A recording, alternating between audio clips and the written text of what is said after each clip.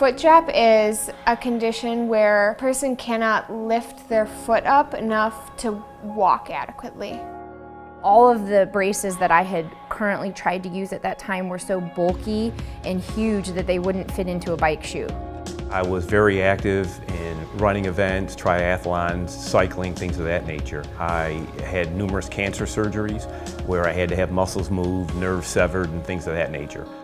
It's a symptom of something else. The inability to control your ankle or lift your foot up and down. So the biggest problem about foot drop is that nobody knows what it is. I think one of the scariest things that I can remember, it was when the doctor told me to go home and just deal with it, and that eventually I was going to end up in a wheelchair. A lot of people with foot drop, if they don't have good quality of life, they are staying home, and they're certainly not showing off a big clunky brace and orthopedic shoes. After we got diagnosed, we were issued this plastic thing that only fit in 1 or 2 pairs of shoes, if that, and it was ugly and clunky and it made a lot of noise, and I basically used that for while I was in the hospital, and then I tossed it.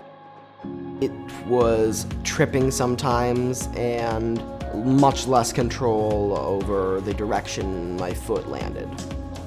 I had been diagnosed with Charcot-Marie tooth, and slowly progressing, I decided that it was time for me to start wearing braces. And I went to an orthotist. They prescribed the big, hard plastic braces, and I could barely walk in them. My goal was, you know what, if I get the right brace, I'm gonna start running and walking and being more active. When I first had my injury, I thought surely there's going to be a runner out there with foot drop, foot paralysis that I can turn to and see what they found to help them get back up. And there was no one. I couldn't find any brace, anything out there that could allow me to get back to the things that I loved. So the fact that my orthotists were telling me there was nothing and I couldn't find anything on the internet, I just believed that was the case, and I gave up trying.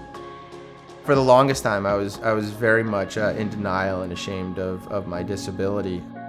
It was 3 years, almost to the day of my surgery, that I got the brace and got back on a bike for the first time. I've led a very sedentary life and really was just going through the motions. And it wasn't until I got on a bike for the very first time, and that's really what opened up my eyes. I could still be an athlete, and that's really what was a profound moment in my life and changed everything. And then I found myself again, and it was a big turning point for me. And anybody who has a problem with it or has a confusion about it, you just tell them it's just a challenge. Challenges are made to be conquered.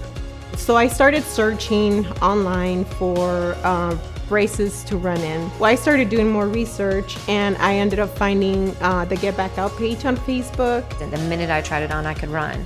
Well, I later found out that the brace had been available the entire time. That infuriated me. I was happy to have the brace, but I couldn't believe that not only was it out there, my insurance would cover it. And so that is what led me to start sharing my story, because I felt like surely I can't be the only one out there. And I was looking for a role model and never found one, but maybe I could be that voice for someone else. This is me, and I have MS, and I have foot drop, and I'm living my life. I mean, that's the way, for me, that's the way I have to look at it. It's lightweight, it's strong, and then it's got plenty of what they call dynamic floor reaction. So it's a huge difference, and you would never know unless you tried it on. What an Allard AFO can do for an individual is very reflective in the fact that there are 4 United States Paralympians using their products. Showing people that you don't have to sit around, you don't have to hobble around, you can put on a blue rock or a toe off and you can do anything you want. Allard brace fixes like the in-toeing issue a lot, and it helps me lift my toe up and not trip. My Allard AFO has brought freedom to me. Allard seems to be innovating constantly. We talked to a lot of their R&D people when we were in Sweden, and they wanted our input so that they could help make a better brace. I don't know how many companies would do that. And I remember when I first put it on, I was like, oh, I can walk normally for like the first time in months. And then after that, I think I ran like 2 miles the next day. So that it just allows me to have my identity to do the things that I want to do and just live my life without having to think about my foot. The favorite thing about my Allard Toe Off 2.0 is the comfort, the control, and the confidence I have when I wear it.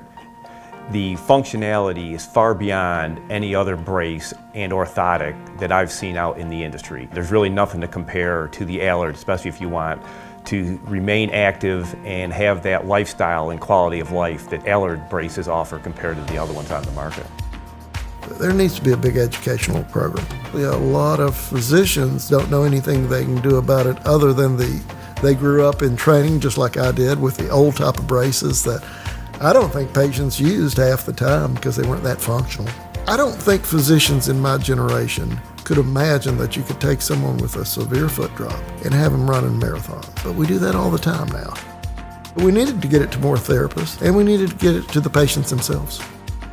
You put someone in a toe-off brace or blue rocker brace and you watch them walk, their pattern almost normalizes right away in many cases. My proudest moment since finding the blue rocker is last season doing the Boulder Half Ironman. I biked and I ran and swam in this brace for 9 hours. And nothing hurt, which was great. Be able to get back on the bike was the first time I didn't feel like I had a disability. I knew I was going to be able to be competitive again. And the brace made that possible. You know, with foot drop, sooner or later you're going to have similar struggles. You know, how you get there is completely different and unique. Depending on why you have foot drop, there are resources that you can find more about your condition, but then there's also information about each brace, how you can find one, how you can try one for free. So my life with foot drop, it's been a roller coaster. One of emotions, trying to find the right brace, trying to find the right orthotist, trying to find the right people to help you along this journey. I was not gonna be what the doctor said. My life is gonna be determined by me, not by somebody else. It was an unrivaled feeling to put on the red, white, and blue and to represent Team USA.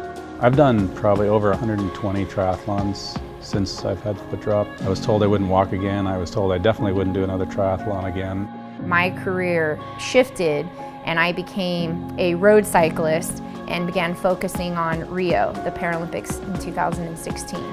I've actually met people with foot drop and they all seem to have become resigned to the fact that they can never be as active as they once were.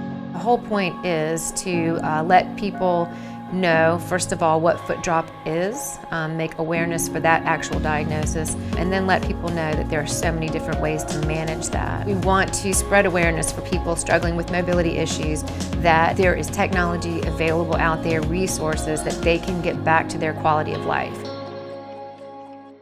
This is Stephen Peace. I'm a longtime USA cyclist.